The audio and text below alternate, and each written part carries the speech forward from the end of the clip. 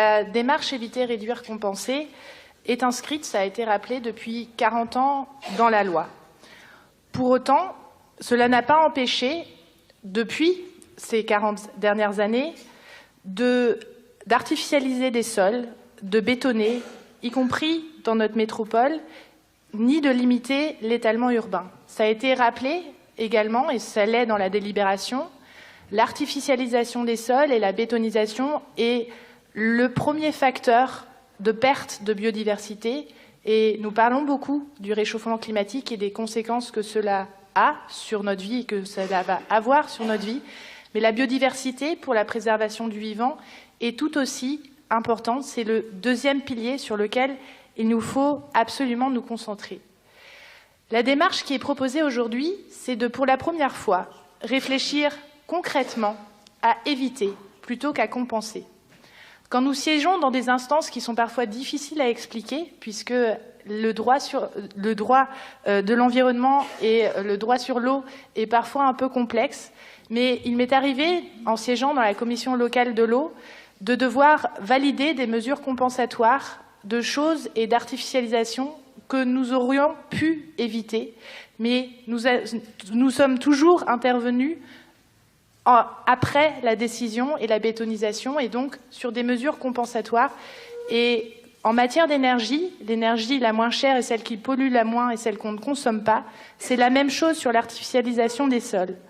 Alors oui, nous faisons un pas très concret vers la zéro artificialisation des sols, sans attendre des mesures gouvernementales, puisque cela est déjà inscrit dans la loi, à des horizons beaucoup trop lointains, puisque l'urgence est là aussi pour protéger et prendre soin de notre ville, de ses habitants, de les protéger. Cette semaine, dans Ouest France, était publiée la carte des inondations auxquelles nos habitants vont être soumis. Et là aussi, il est nécessaire d'anticiper et de réellement prendre soin, de voir la réalité en face et d'agir en conséquence. La question principale qui est posée à travers cette délibération est bien le modèle de ville. Qu'est-ce que nous acceptons d'éviter réellement pour, justement, préserver notre avenir? Je rajouterai simplement une petite remarque, c'est qu'il faut préserver, aller reconquérir la biodiversité sur notre territoire, et qu'il faut bien que cette reconquête de la biodiversité ne passe pas par des droits anticipés à polluer ou à artificialiser.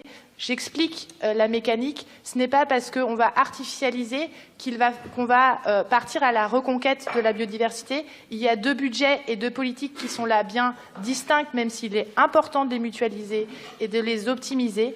Il faut bien, d'un côté, partir de manière volontariste à la reconquête de la biodiversité. Des budgets dédiés y sont alloués, et on propose simplement que ce n'est pas parce qu'on va artificialiser un bout qu'on va mieux compenser et du coup aller à la reconquête de la biodiversité. Mes chers collègues, je pense que sur cette délibération, la collectivité prend ses responsabilités. C'est un vrai pas en avant pour ne plus subir, mais anticiper et agir. C'est ce qui est attendu de nous en tant qu'élus et en tant que collectivité. Et donc, le groupe écologiste et citoyen votera bien évidemment cette délibération.